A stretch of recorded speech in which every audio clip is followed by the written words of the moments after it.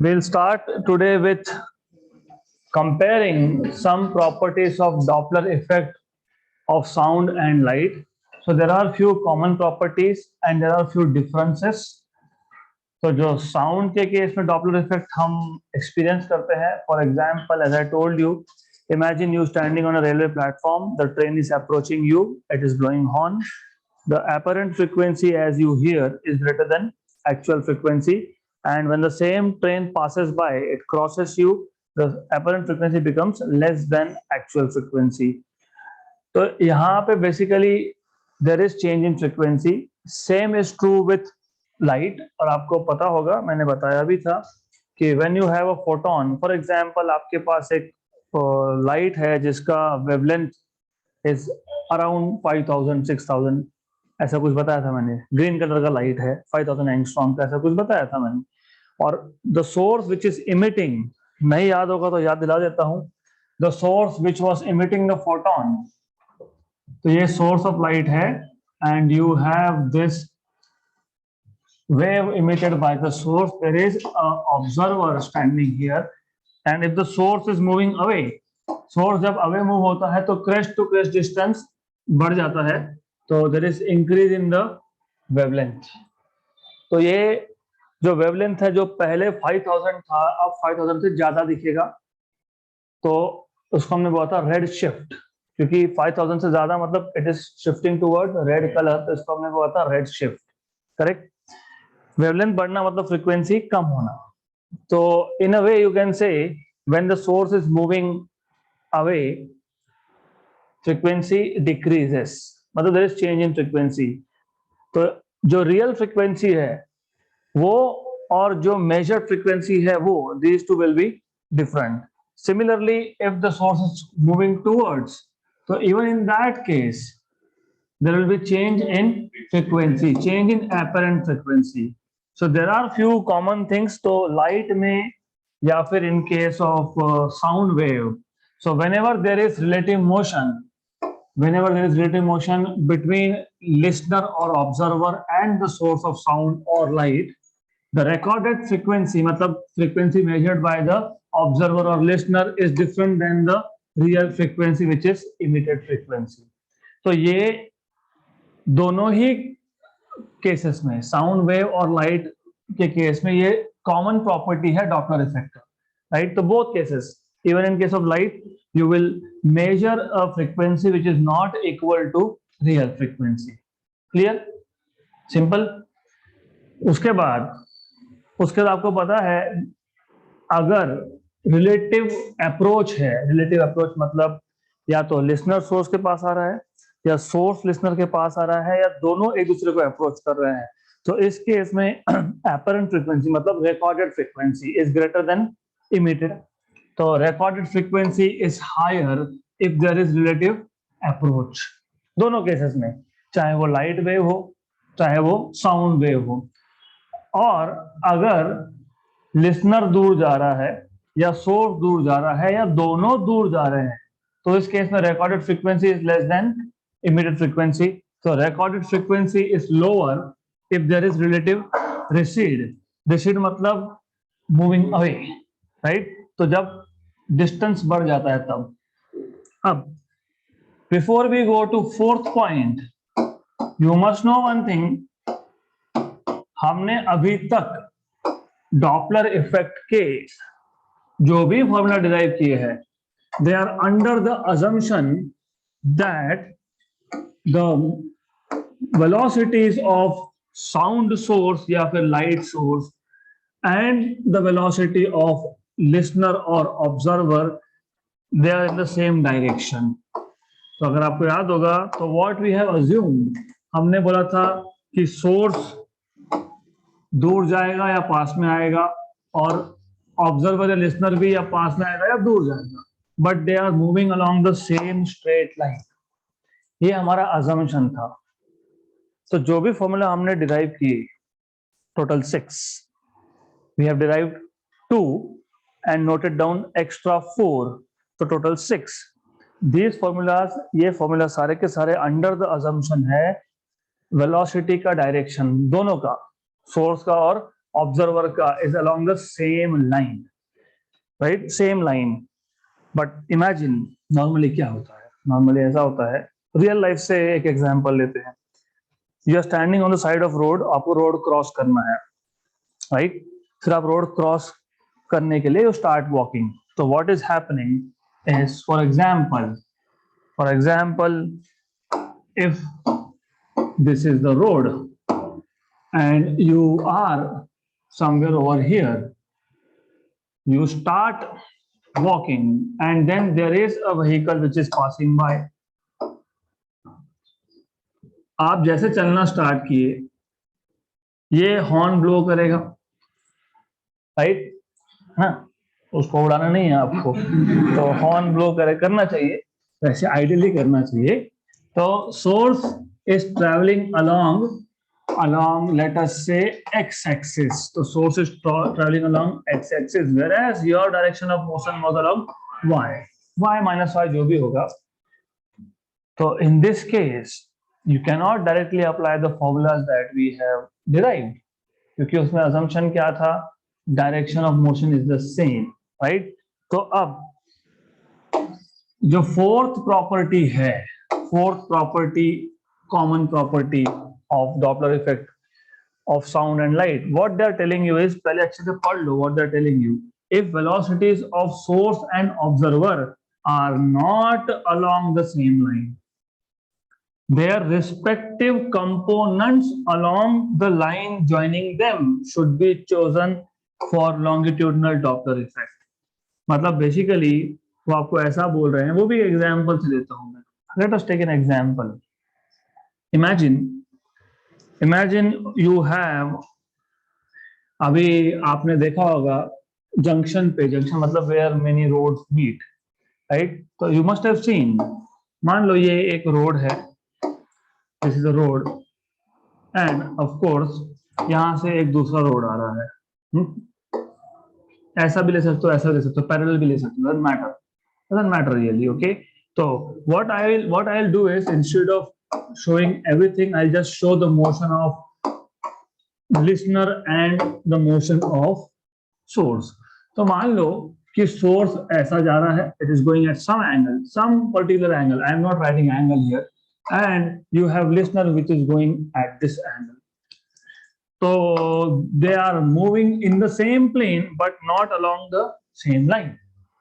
दोनों का मोशन इसी प्लेन में है, इस प्लेन में एक्स जेड प्लेन में. तो इसका मतलब ऐसा है, ये आपका सोर्स हो गया, it is going in that direction but in the same plane, और ये आपका हो गया listener, it is still in the same plane but in different direction. तो ऐसे केसेस में डॉपलर शिफ्ट या डॉपलर इफेक्ट का फॉर्मूला कैसे निकालेंगे? तो इन सच केसेस आपको करना क्या होता है, at a given instant of time, मान लो at some instant of time यहाँ पे है आपके पास लिसनर, और somewhere over here you have let us say source. तो at this instant of time आपको कंपोनेंट्स देखने होते हैं. तो first of all take join these two with a line. तो इन दोनों को जो लाइन ज्वाइन कर रहा है, ये व्हाइट कलर लाइन वही कर रहा है. The white colour line I have drawn is joining both listener and source. तो इस डायरेक्शन में कंपोनेंट लो, तो ये आ जाएगा कंपोनेंट. और आपको पता है अगर ये लिसनर का वेलोसिटी है तो ये VL cos थीटा है, एंड अगर ये सोर्स का वेलोसिटी है और ये अगर थीटा 1 है तो ये आएगा VS cos थीटा 1, ये cos थीटा 2. तो जब आप डॉपलर इफेक्ट का मतलब एपरेंट फ्रीक्वेंसी का फॉर्मूला यूज करोगे, उसमें जहां सोर्स का वेलोसिटी सब्स्टिट्यूट करना था ना, सोर्स नीचे V minus VS, V plus VS, तो वहां पे instead of using VS you have to use VS cos theta 1, एंड जहां पे VL था वहां पे VL cos थीटा 2. तो this is the basic idea. तो if the direction of motion is not along the same line but in the same plane, then you are supposed to use the components of velocities along the line joining both source and the listener. तो ये है fourth point which is common, मतलब दोनों ही case में Doppler effect of sound हो या Doppler effect of light हो, दोनों ही केसेस में ये मेथड आपको फॉलो करना है. Good. So is this clear? So will solve one question related to that. तो हमारा एक क्वेश्चन पेंडिंग है, we will solve that question first. So let us solve this question. Example 8.7. A bat flying at velocity vv equal to 12.5 meter per second is followed by a car running at velocity of vc equal to 50 meter per second. वो printing mistake था, vv था, vc कर दिया. Actual directions of the velocities of the car and the bat are shown in the figure. तो you have been given a figure. इसमें समझ लो, ये आपके पास सबसे पहले एक रेफरेंस लाइन दे दिया, reference line. Then you have been given bat which is going around in some direction, और ये है velocity of bat which is 12.5 metre per second, और angle the bat makes with the reference line is 37 degrees. तो it is 37 degrees. और car is making angle of 53 degrees with the reference line. तो ऐसा है, ये 53 degree का angle है, और ये है velocity of car which is 50 metre per second. Right. आगे आपको बोला है both being in the same plane. As I told you, both are in the same plane. To detect the car को डिटेक्ट करने के लिए the bat radiates ultrasonic sound of frequency 36 kilohertz. Speed of sound at surrounding temperature is 350 meter per second. So very interesting. You know, bats, they use ultrasound to detect an object. कितना दूर है object, कितना velocity है object का. They are not like humans. हम आंखों से देखते हैं. They use ultrasound. So physics is everywhere in nature. और ये 36 किलो हर्ट्ज, क्योंकि हमको नहीं सुना जाता है, इसका मतलब ये हमारे ऑडिबल रेंज के बाहर है. We can hear only up to 20 kilo hertz. Good. आगे बोला है there is an ultrasonic frequency detector fitted in the car. तो कार में भी एक अल्ट्रासाउंड डिटेक्टर है. Calculate the frequency recorded by this detector. तो ये जो डिटेक्टर होगा कार में, what will be the frequency recorded by this detector. तो नंबर वन, दो केसेस है इसमें, हम लोग वन बाय वन सॉल्व करेंगे. तो first of all, as I told you that कि आपको क्या करना है. सबसे पहले आपको कंपोनेंट्स निकालने हैं. तो you will need this component. क्यों कंपोनेंट? क्योंकि अभी भी मैंने बताया इन दोनों का डायरेक्शन ऑफ मोशन सेम नहीं है. तो डायरेक्शन ऑफ मोशन जब सेम नहीं होता है, तो the line joining them, imaginary line joining them, उस डायरेक्शन में कंपोनेंट निकालो. तो इसका कंपोनेंट आएगा VB cos of 37. Similarly car का आएगा VC cos 53, VC cos of 53. तो पहला काम ये करना. अब ये होने के बाद केस 1, तो हम पहले केस 1 सॉल्व कर लेंगे. Case 1, and remember this, case 1 में साउंड किसने इमिट किया? बैट ने. डिटेक्ट कौन कर रहा है? कार. मतलब source of sound is bat, whereas listener becomes car. तो listener is car. नंबर 1 ये पता होना चाहिए. यहाँ तक क्लियर? तो जो डेटा आपके पास है पहले वो हम लिख लेंगे. हमारे पास है वेलोसिटी ऑफ लिसनर. लिसनर कौन है? कार. राइट. क्या है उसका velocity? VC cos of 53. As I told you, इस केस में डायरेक्टली VC मत लेना 50, ये आपको कंपोनेंट लेना पड़ता है. तो VC cos 53. Okay. What is VC 50? What is cos of 53 दिया है आपको? 0.6. 0.6 मतलब ये 5 6 हो गया, ये आ गया 30 मीटर पर सेकेंड. सिमिलरली यहाँ पे सोर्स कौन था? बैट. बैट का कौन सा component? VB cos of 37. VB कितना है? VB कितना है? 12.5. 12.5 और cos of 37 यहाँ पे दिया है आपको 0.8. It is written somewhere over here 0.8, तो it is 0.8. तो ये आ गया 0.8.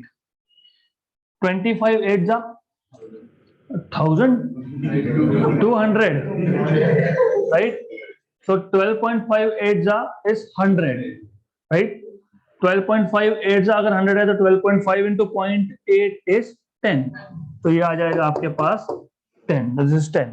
Good, good. अगर ये भी नहीं समझ में आया तो फिर 12.5 को 25/2 लिख दो, तो 1 जा एंड 0.4 जा, तो ये आ गया 22.5 into 4, that is 10. तो ये 10 है बेसिकली. This is 10. तो 10 मीटर पर सेकेंड. अब याद रखना, सोर्स कौन था? बैट. लिसनर कौन है? Car. Look at components. Source का कंपोनेंट आगे है और लिसनर का कंपोनेंट पीछे है. तो जो दो एक्स्ट्रा केसेस मैंने बताया था कि हम डिस्कस नहीं करेंगे, हम प्रॉब्लम सॉल्व करेंगे, उसमें था listener chasing a source and source chasing listener. तो यहाँ पे लिसनर चेजिंग सोर्स हो गया. अब depending from book to book, हर एक बुक में डेरिवेशन का तरीका अलग है, साइन कन्वेंशन अलग है. साइन कन्वेंशन मतलब बेसिकली आप जब फॉर्मूला बनाओगे तो आपको जनरल स्ट्रक्चर तो पता ही है. You know, apparent frequency equal to real frequency VS ना, VI, very good, VL upon VS, depending on book to book. तो what I do is मैं लिसनर को हमेशा पीछे रखता हूँ पहले और सोर्स को आगे. तो जब लिसनर चेजिंग सोर्स होगा तो दोनों का वेलोसिटी का डायरेक्शन क्या है? सेम. लिसनर कहाँ था? लेफ्ट साइड में पहले था और फिर उसके बाद क्या था? सोर्स. तो लिसनर अगर सोर्स को चेज कर रहा है तो दोनों का डायरेक्शन हो गया वेलोसिटी का पॉजिटिव. पॉजिटिव होगा ना, क्योंकि they are moving towards positive axis.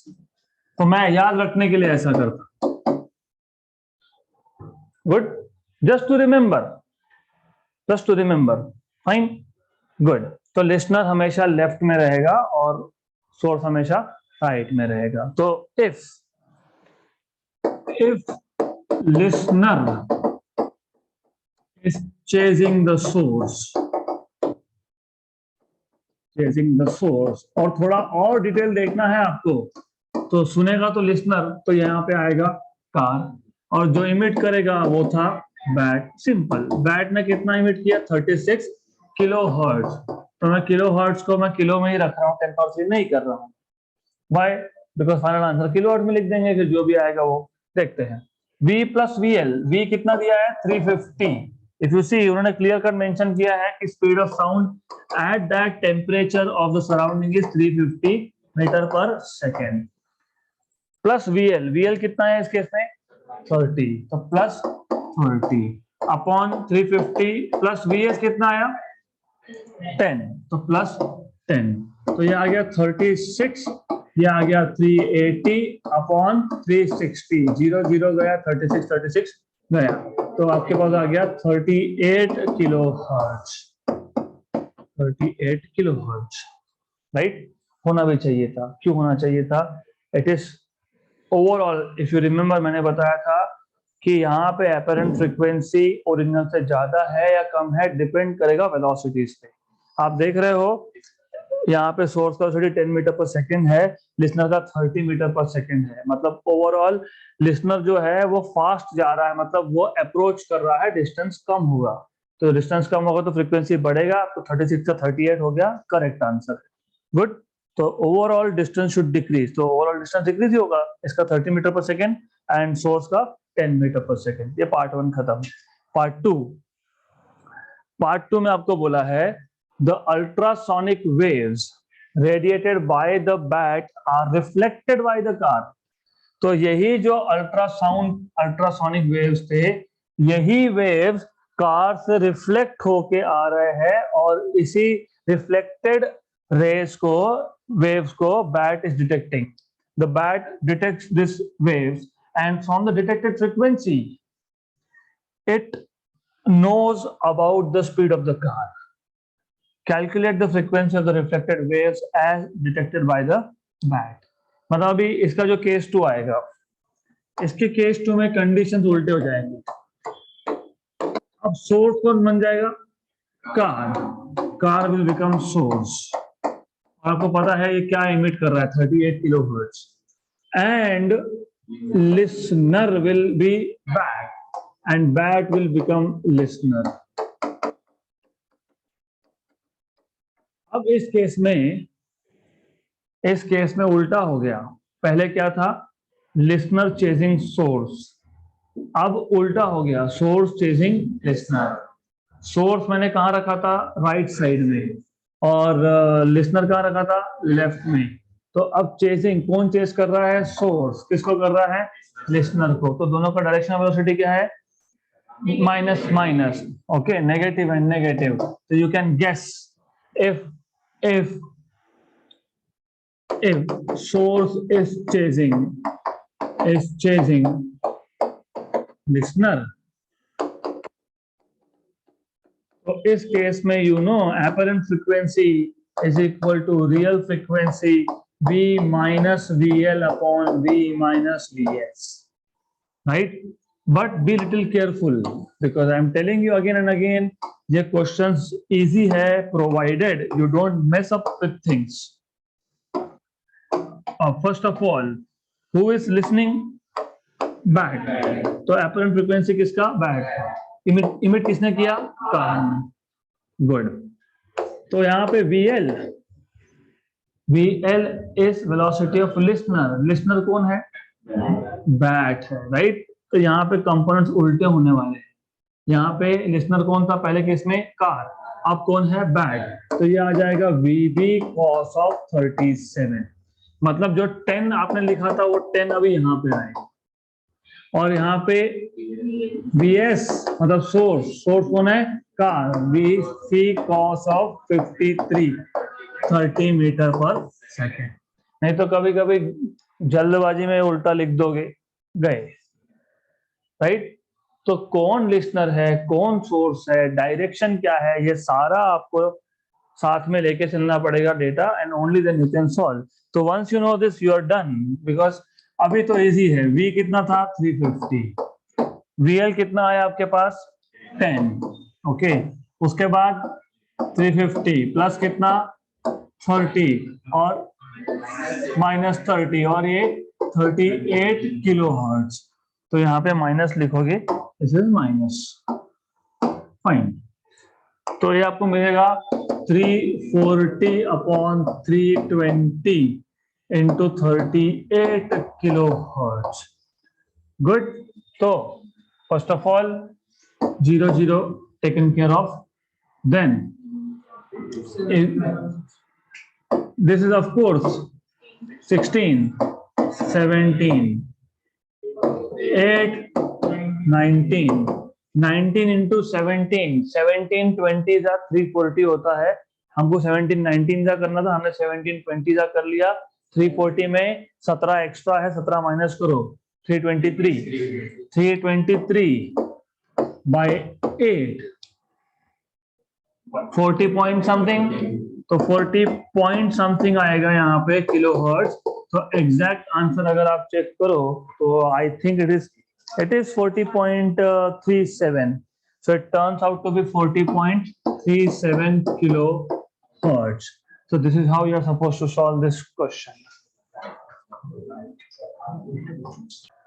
So let us move to a very interesting topic. तो हमें देखना है कैरेक्टरिस्टिक्स ऑफ साउंड। तो अब तक हमने we have seen in detail what are sound waves, how are sound waves generated, so on and so forth. Then we saw Doppler effect in sound, but now we want to see some properties, characteristics related to sound. So sound has different properties and there are different types of sound also. So first property is pitch. As I told you once, मैंने आपको बताया था pitch मतलब frequency of sound, right? तो होता क्या है कि बहुत सारे tones होते हैं।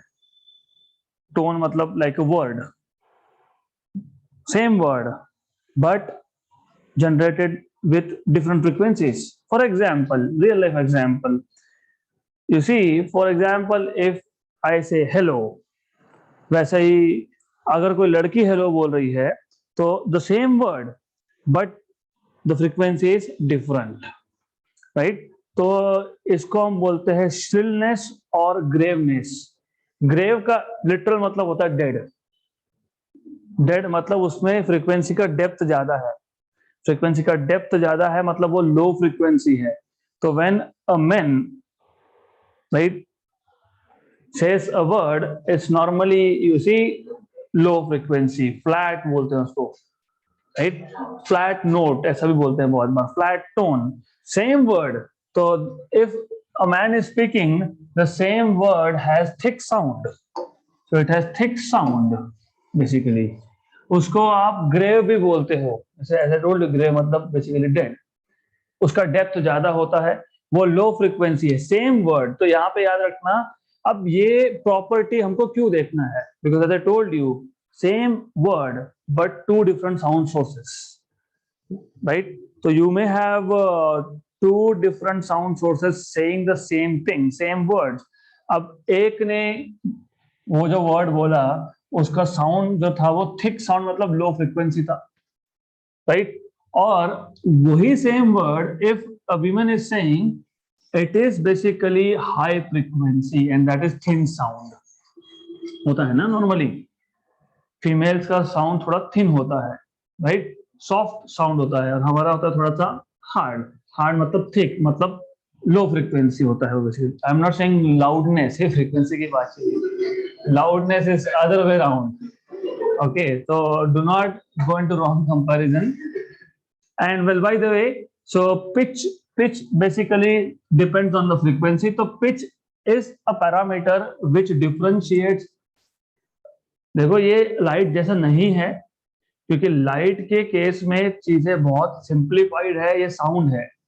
साउंड में एक ही वर्ड दो सोर्सेस अगर बोल रहे हैं, same word same word can be emitted with different frequencies. If it is high frequency then it is said to be shrill sound. Shrill मतलब high frequency, high pitch. Same word with low frequency is said to be grave sound, right? There are many examples. For example, sound of women, sound of men, sound of birds is shrill, soft, thin, high frequency. Sound of dogs, it is thick, it is low frequency, it is grave sound. Sound of cat is again high frequency, right? Thin sound. And sound of frog is low frequency and grave and thick. So pitch is a parameter which will identify, which will basically distinguish between same word, same note, same tone, right? But different frequencies. So high pitch note and low pitch note, वही बताता है आपको। high pitch note वो note होता है जिसमें frequency high होता है। So sound having high frequency and small wavelength, क्योंकि फ्रीक्वेंसी बढ़ेगा तो वेवलेंथ कम होगा। आपको पता है, पता होना चाहिए, नहीं पता तो बता देता हूँ, अभी तो पता होना ही चाहिए। v equal to n lambda, तो v by n equal to lambda. ये दोनों साउंड सोर्सेस साउंड तो एयर में ही जनरेट कर रहे हैं, मतलब स्पीड इज कांस्टेंट, मतलब basically wavelength is inversely proportional to frequency.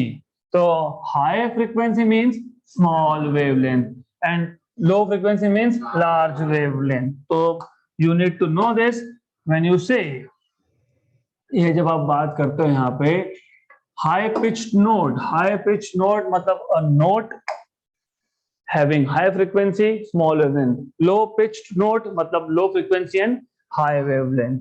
So well, by the way, तो यहाँ पे आपके पास एक high pitched note और एक low pitched note का डायग्राम दिया है।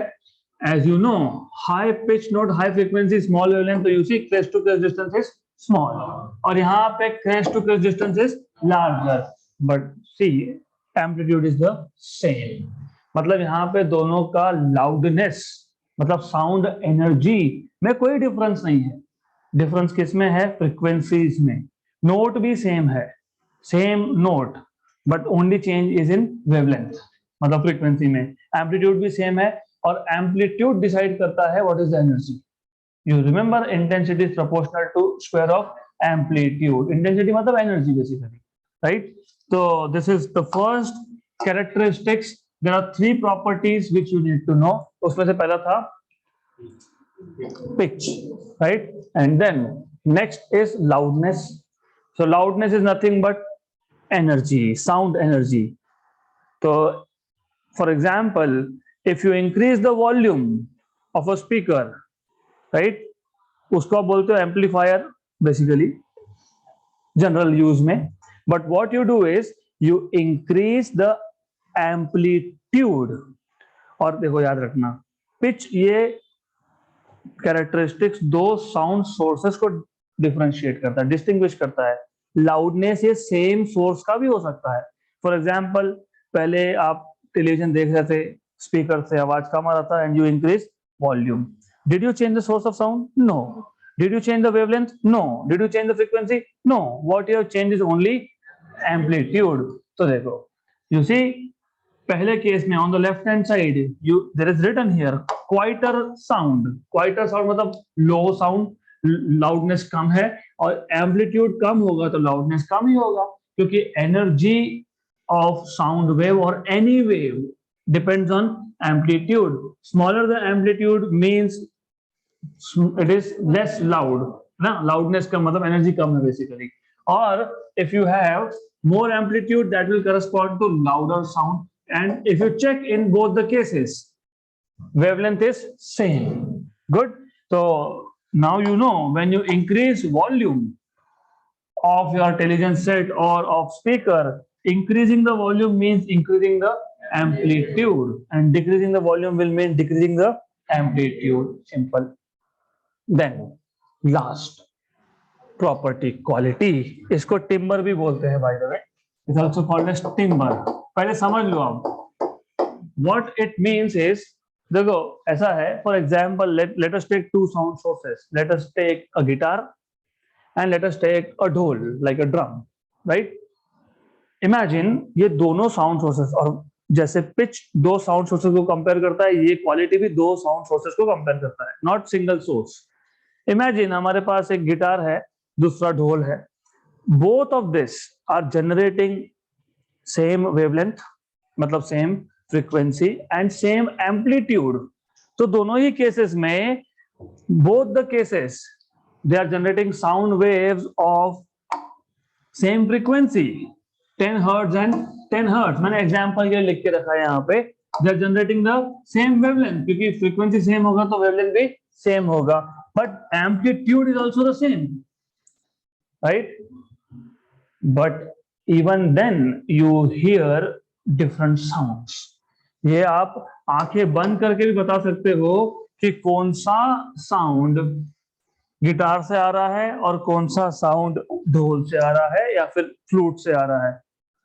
Frequency is same, wavelength is same, amplitude is same, but still you hear two different sounds. So we say that the quality of the sounds are different. और जब मैं बोलता हूँ quality, it has nothing to do with good quality, bad quality. तो सिर्फ quality अलग है, मतलब these two are coming from two different sources. तो याद रखना, इसको टिम्बर भी बोलते हैं, और यहाँ पे क्वालिटी का गुड और बैड क्वालिटी से कोई रिलेशन नहीं है. It is just a parameter to compare sound coming from two different sources of the same wavelength, same frequency and same amplitude. So that is the end of this chapter.